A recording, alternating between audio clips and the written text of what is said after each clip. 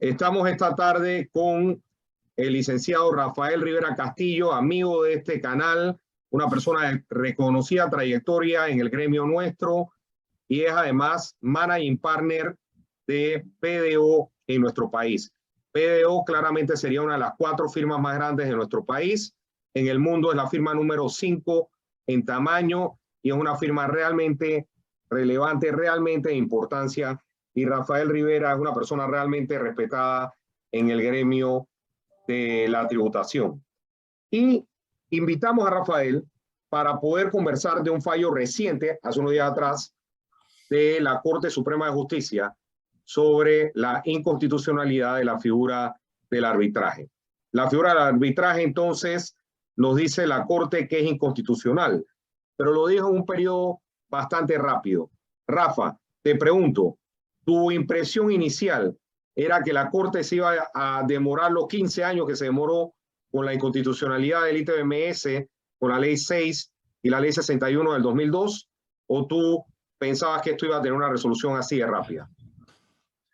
Buenas tardes, Carlos. Nuevamente, gracias por la invitación a este programa. Creo que es un tema de actualidad y vale la pena discutirlo porque tiene muchas aristas y varias formas de verlo.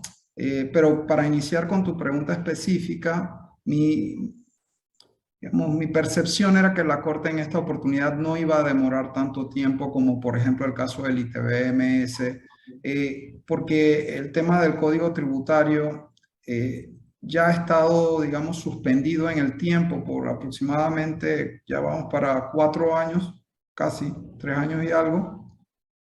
Y me parece que es algo que tanto el Ministerio de Economía y Finanzas como el órgano ejecutivo en general saben que está pendiente, que hay mucha expectativa sobre cuál va a ser al final su verdadera eficacia y vigencia.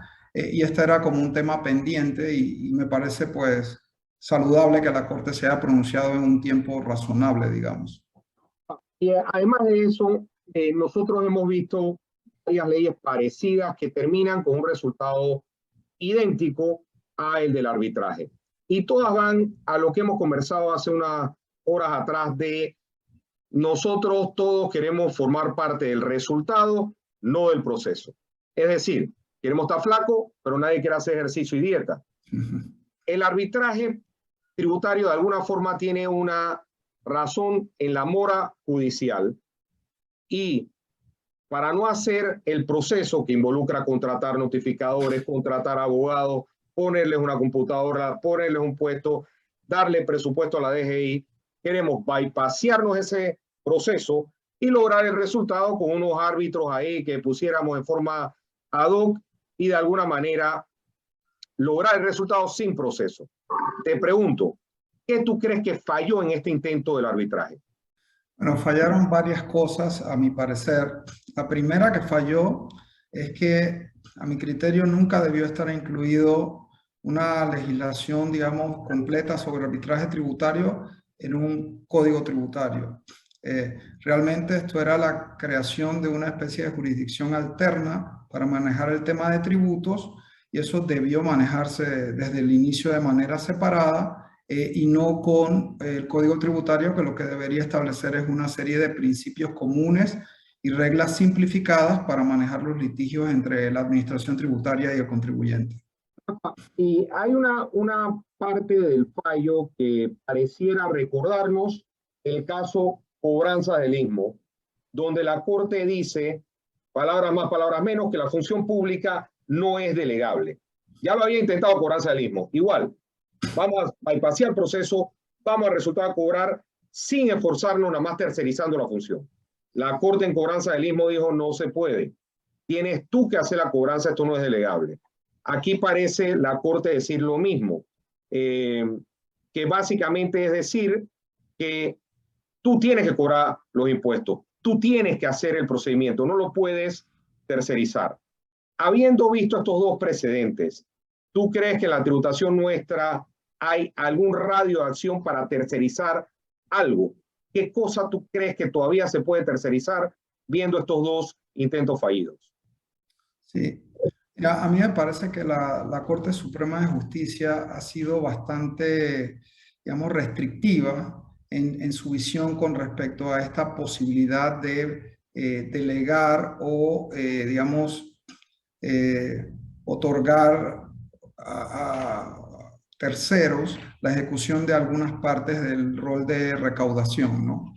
En el punto, digamos, del arbitraje en particular, que es lo que este caso nos trae, yo quiero recordar que desde el 2008 existía ya una sentencia que tenía que ver con una pretendida ejecución de un laudo arbitral sobre un tema tributario, que tenía que ver más con el cobro de estos derechos de explotación de juegos de suerte y azar, en donde la Corte desde ese momento anuló ese laudo, dijo que era no ejecutable precisamente porque el fondo de la materia que se trataba era una materia de derecho público que tenía que ver con la función pública de establecer exacciones de cobros o derechos públicos, y que esa no era una materia que podía ser, digamos, negociada o transada a través de procesos arbitrales, ¿no? Lo que ha hecho la Corte ahora en esta nueva sentencia es recoger un poco ese precedente, y si lo sumamos al tema de cobranzas del istmo, pareciera que la posibilidad de tercerizar, incluso asignar al sector público algunos roles de auxiliares para la recaudación de impuestos, queda limitada a la mínima expresión, ¿no? Ahora, eso es desde el punto de vista digamos, de los precedentes jurisprudenciales, ¿no? Mi visión particular sobre el tema es que nuestra propia constitución política, en ese artículo 200, numeral 4, sí establece la posibilidad de que el Estado pueda pactar soluciones de controversias a través de arbitrajes, y se refiere a temas litigiosos en los que el Estado sea parte, ¿no? Esa propia disposición no establece que algunos temas litigiosos sí y en otros temas litigiosos no se pueda. Lo que sí establece es que cuando se va a usar esa forma excepcional de resolver conflictos, es indispensable contar con la aprobación del Consejo de Gabinete y del Procurador General de la Nación como custodios de los intereses públicos, ¿no? Y efectivamente, digamos, ese control o esas aprobaciones previas para poder someter conflictos arbitrales para el Estado no se cumplieron en todas las disposiciones que recientemente la Corte decidió declarar inconstitucionales sobre el arbitraje tributario. Rafa, y también los artículos que tú mencionas tratan probablemente de llegar a soluciones prácticas caso por caso y no soluciones genéricas donde básicamente tercerizamos la jurisdicción contenciosa administrativa. ¿Tú cómo tú harías que ese tipo de arbitraje en materia tributaria se hiciera sin que se entendiera como una tercerización de la jurisdicción contenciosa administrativa, aplicando esos mismos artículos que mencionas? Básicamente no podías crear una nueva jurisdicción tributaria que aplique de forma general, que era un poco lo pretendido en esta normativa, porque si la revisamos, incluso se indicaba que los casos que podían ser sometidos a estos arbitrajes tributarios eran todos aquellos con cuantía superior a $100,000, ¿no? Lo que significaba realmente que la única competencia privativa que quedaba a la Dirección General de Ingresos y al Ministerio de Economía y Finanzas era para casos inferiores a $100,000, que sabes es una cuantía muy pequeña cuando estamos hablando del cobro de impuestos por parte del Estado. Entonces, la lógica lo que te indica es que para respetar la cláusula constitucional, los casos que se debieran llevar o que pudieran ser llevados a un arbitraje en materia tributaria tendrían que ser los más complejos y de cuantías extraordinarias que justificaran una medida de ese tipo. Hay un tema también en el fallo mismo que nos dice, o que nos pareciera decir, que los juzgados unipersonales, incluso el mismo TAT, son una especie de delegación inconstitucional. ¿Tú tienes la misma lectura de ese párrafo que menciona la Corte de ese fallo? Sí, sí, yo lo vi, yo lo pude leer, pero realmente no es mi visión, ¿no? Yo no compartiría si esa inquietud que presentó la Corte en ese párrafo es de que esa creación de esos juzgados tributarios fuese inconstitucional. No, no me parece que yo comparta esa preocupación, porque realmente lo que estamos haciendo acá es crear un mecanismo de revisión de la administración de sus propios actos en la vía gubernativa. Así como antes en la vía gubernativa, la segunda instancia se cubría por parte de la Comisión de Apelaciones situada dentro de la DGI y luego posteriormente se decidió que esa revisión iba a pasar a un tribunal tributario fuera de la DGI. Esta creación de estos juzgados tributarios, a mi criterio, serían sencillamente una nueva forma de revisión de los actos administrativos por parte del órgano ejecutivo, que es la administración pública que revisa sus propios actos, ¿no? Entonces, en ese sentido, no me parece que hubiese un vicio inconstitucional evidente, no digamos desde mi perspectiva, pero bueno, aquí sí tendríamos que hablar es de los problemas prácticos y operativos de crear una nueva jurisdicción tributaria a través de estos jueces,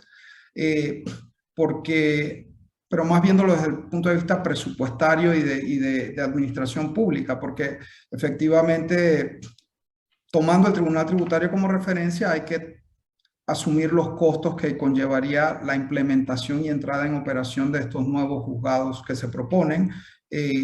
Y digo, dada la estrechez financiera que hay ahora mismo en las finanzas públicas, no pareciera ser muy realista que eso va a entrar a operar, ¿no? Es mi visión. Rafa, lo que tú estás mencionando de los costos que esto tiene, el Tribunal Tributario pasa los $3 millones en presupuesto, la Dirección General de Ingresos cuesta bastante, sin embargo, pareciera que no es suficiente para la recaudación nacional el presupuesto asignado a la DGI y quizás tampoco al TAT. Quizás el TAT también se queda estrecho en presupuesto. Yo te quiero llevar de vuelta al origen de este proceso arbitral. Y es que el proceso de arbitraje fue propuesto como una solución para la mora judicial que todos compartimos. Sin embargo, a veces queremos de alguna manera salir del problema imprimiendo una ley que diga, bueno, que lo haga otro. ¿Qué cosas tú crees que hacen falta en la DGI para que esa mora judicial pueda terminarse? Hace falta un proceso de reingeniería total, me parece a mí, en donde efectivamente tú puedas identificar las áreas y las deficiencias, digamos, que existe a nivel de la DGI para poder prestar el servicio público al nivel que se quiere y que esperan los contribuyentes, y redirigir, digamos, la inversión en tecnología, herramientas, entrenamiento de personal, tal vez también procurar una estabilidad al personal técnico de esa institución y sobre todo mucha capacitación, ¿no? Probablemente dotar de más funcionarios técnicamente bien preparados a la Dirección de Ingresos, tanto en la fase de fiscalización como luego en la fase de revisión de las decisiones que se tomen, digamos, dentro de los procesos administrativos tributarios. Y sobre todo invertir en tecnología. Me parece que esa es la ruta para lograr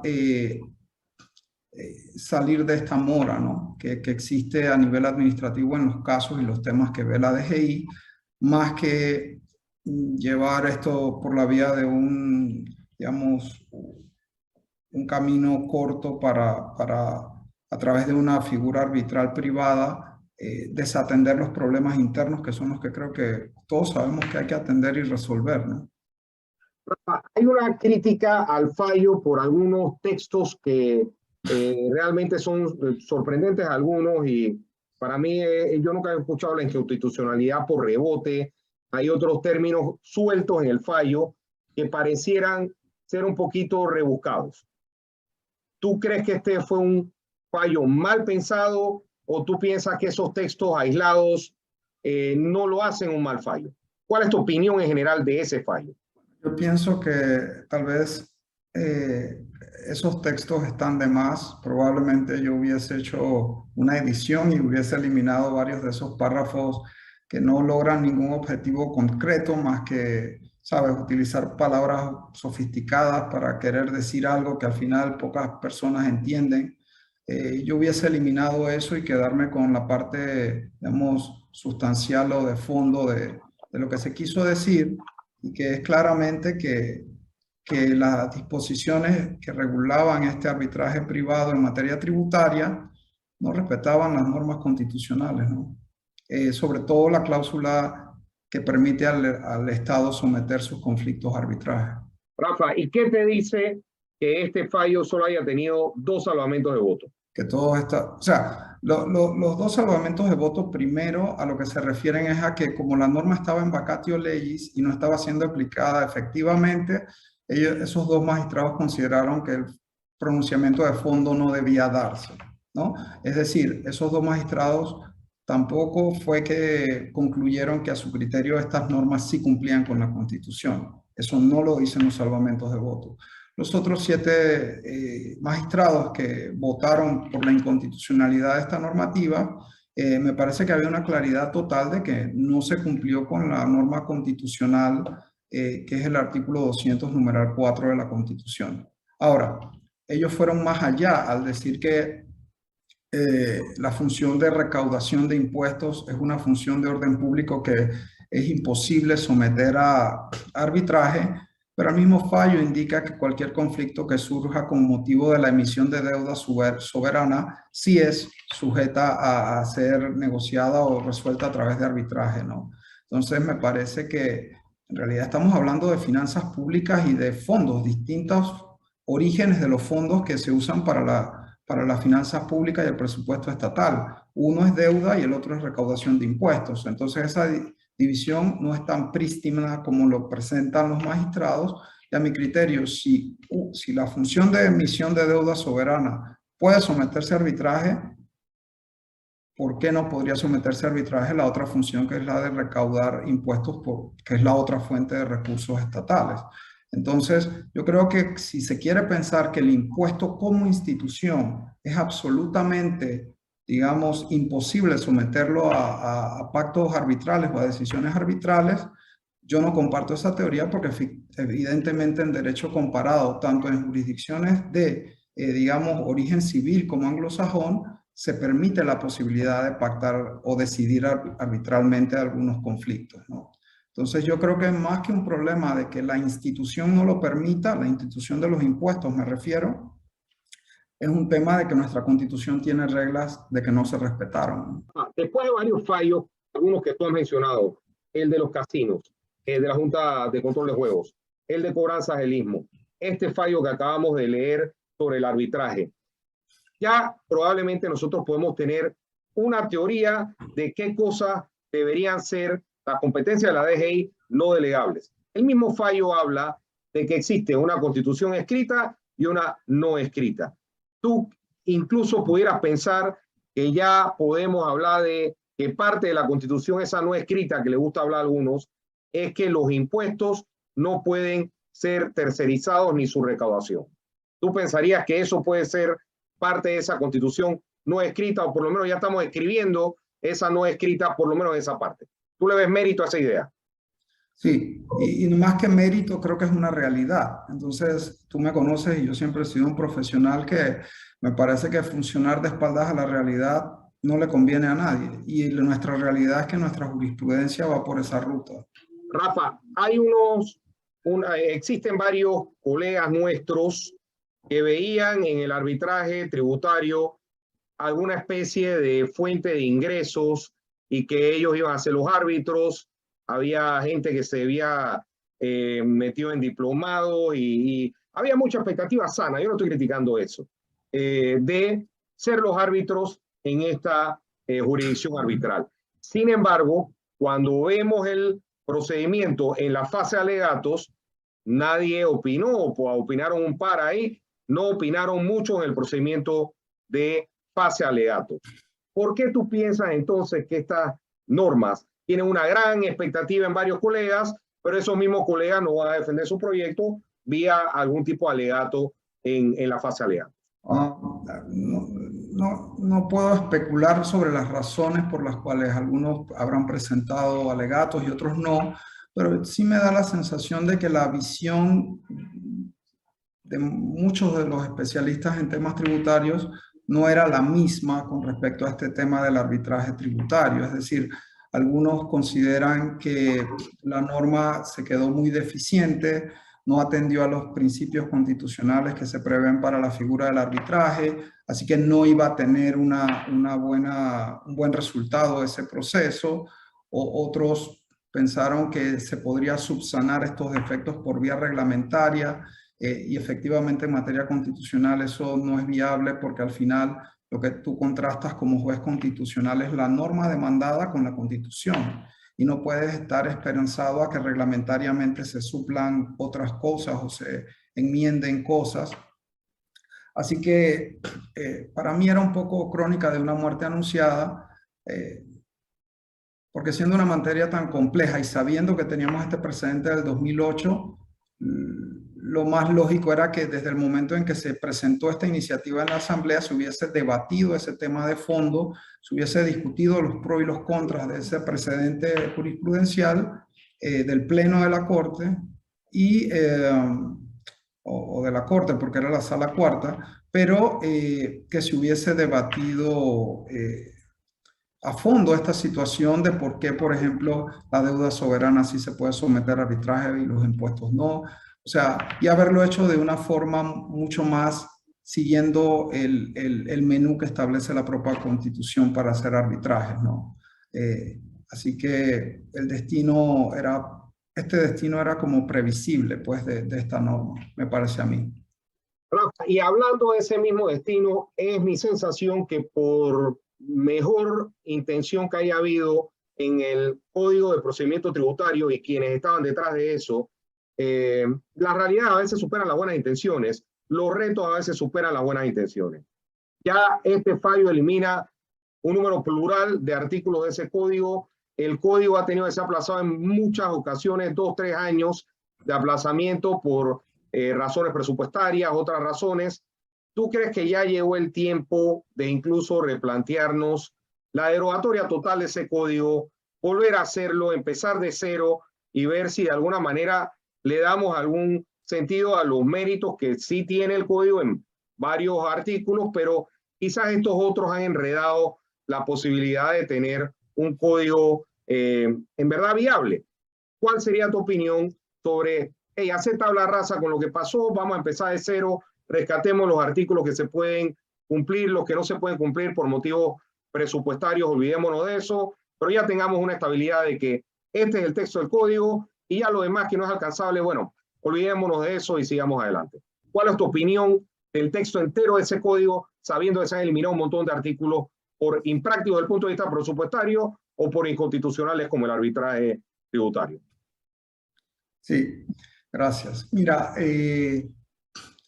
yo siempre trato de ser práctico cuando se abordan los problemas, así que yo no iría a una derogatoria total del Código Tributario.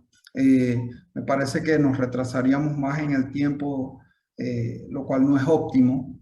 Probablemente, así como la Corte Suprema de Justicia ejerció su función de control constitucional y eliminó toda esta normativa sobre el arbitraje tributario, si yo fuese el Ministerio de Economía y Finanzas y la Dirección General de Ingresos, yo revisaría cuál es la normativa que genera la mayor problemática para su puesta en marcha e implementación y procedería más bien con una derogatoria de esa normativa que sabemos que va a quedarse stand-by porque no existen las condiciones operativas, administrativas, de recursos humanos, de presupuesto, y procuraría eliminar eso y quedarme entonces con las disposiciones del código que efectivamente son de más fácil ejecución y cumplimiento, y que incluso traen una protección para los contribuyentes y digamos unas mejores garantías en materia tributaria, y empezaría por allí. Es que si nos vamos al origen, Carlos,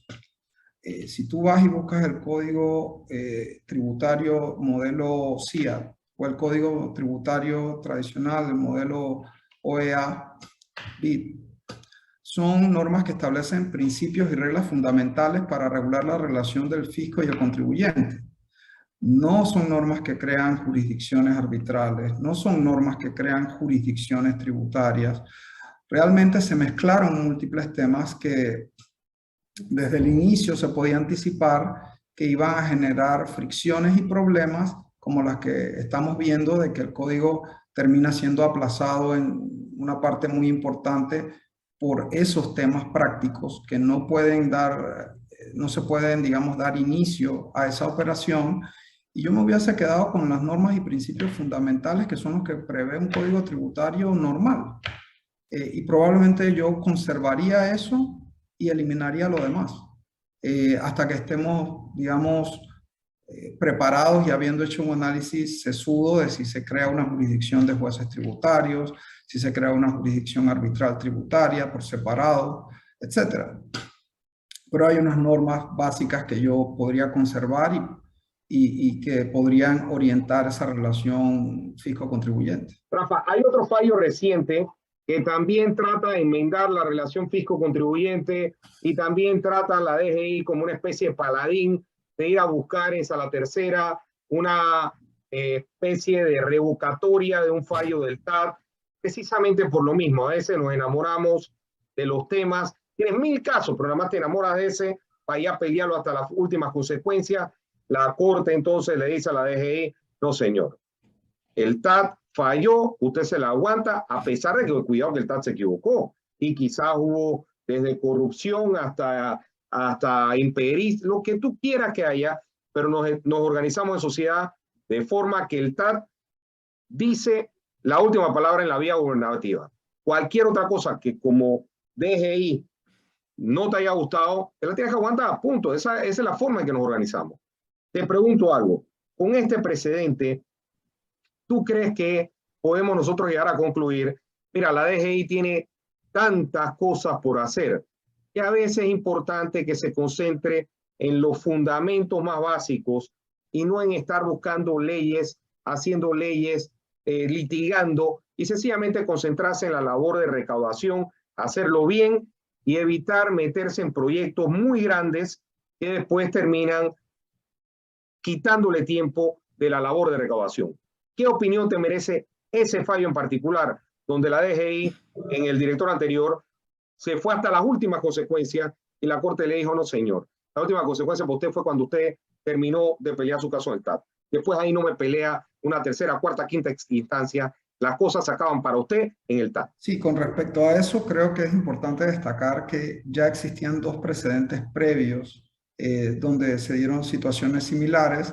La DGI recibió unas decisiones del TAT con las que no estaba de acuerdo y trató de comparecer ante la Sala Tercera en vía de plena jurisdicción para lograr una revisión del control de la legalidad de la decisión del Tribunal Administrativo. En esos casos, ya pueden tener 3 años, 4 años, la Corte dijo exactamente que no le era dable a la DGI pedir una revisión vía plena jurisdicción de las decisiones del TAT, porque todo el mecanismo de revisión en segunda instancia del TAT es una creación de la propia órgano ejecutivo. Al final es el Ministerio de Economía y Finanzas con el presidente que crearon esos mecanismos para hacer la revisión en vía gubernativa y ese es el mecanismo que creó la propia administración pública a través de una ley y hay que respetarlo, ¿no? Y es lo mismo que acaba de resolver la Sala Tercera en este fallo que comentas. O sea, ya hay 3 casos en los que coinciden con la misma, digamos, visión del tema, ¿no? Yo pensaría que si tú lo ves incluso en derecho comparado, puede haber decisiones en donde la DGI sienta que hubo algún error fundamental o alguna omisión fundamental a nivel del TAT y la DGI no está de acuerdo y ensayó estas acciones que además son atípicas, ¿no? No es lo normal que haga la DGI. Puede que tengan algunas razones de fondo para haberlo hecho. Creo que en los casos anteriores se referían a remesas al exterior. Y este caso se refería creo que a un certificado de residencia fiscal, pero en realidad lo que la Corte está diciendo es, mira, esta no es la forma de resolver estos temas, porque tú tienes ese funcionario que es el tribunal tributario, que es el que revisa tus decisiones y tienes que acatar las decisiones, ¿no? Ya tenemos 3 fallos que indican lo mismo y creo que hay que respetar esa jurisprudencia. Una última pregunta. Si te damos el control de este tema del arbitraje tributario y decimos, tú sabes qué, vamos a darle a Rafa que resuelva el problema. Y no estoy diciendo que no hay un problema de mora, creo que hay un problema de mora. Tampoco estoy diciendo que no hay un espacio para un arbitraje tributario en alguna forma, pero tampoco puede ser una delegación automática. Y te dicen, mira, Rafa, resuélvelo tú. ¿Qué haría Rafa para poder resolver el problema del arbitraje tributario en Panamá y la mora judicial? Sí, yo creo que el problema es la mora realmente, ¿no?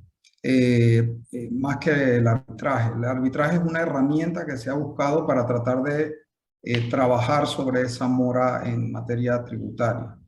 A mí me parece que lo que se debe hacer es una reingeniería, como te dije, iniciando desde un rediseño de la propia DGI, identificando, digamos, las capacidades técnicas, la cantidad de profesionales, la capacitación de esos profesionales, las herramientas tecnológicas disponibles y hacer la inversión que corresponde. Recuerda que la DGI es la institución que recauda la mayoría de los fondos de la administración pública. El canal individualmente hace una contribución al presupuesto de la nación, pero si te das cuenta, la mayor parte de los fondos vienen de la recaudación tributaria, ¿no? Entonces, ¿cuál es el presupuesto que tiene la DGI para ejercer esa función de recaudación tributaria? Probablemente hay que hacer una inversión allí de fondos y esa reingeniería que te digo. Si de verdad quieres atender el problema en su raíz y no buscar soluciones alternas, ¿no? Y por el lado del arbitraje tributario, hacer lo que dice la Constitución, manejarlo de forma excepcional, atendiendo casos cuyas características sean lo suficientemente, digamos, importantes por complejidad, cuantía, etcétera, y respetar los controles y aprobaciones previas que dice la Constitución. Muy bien, excelente, Rafa. Me gusta esa conclusión de respetar lo que dice la Constitución y quizás replantear el presupuesto de la DGI, que ya ni siquiera es propio, sino que es administrado por el MEF, después del fallo pues, que derogó la NIP, que tenía siempre sus bondades esa ley de la NIP, pero bueno, que era inconstitucional, la Corte así lo dijo, y ojalá llegue mejores tiempos donde la DGI tenga el personal, el presupuesto y los recursos necesarios para poder acabar esa mora tributaria que tenemos nosotros. Te doy las gracias una vez más y he aprendido bastante esta entrevista, Rafa. Muchas gracias. Nuevamente, gracias por invitarnos y pues en BDO siempre estamos muy anuentes a participar en los temas de actualidad en materia tributaria. Gracias. Hasta luego. Chao.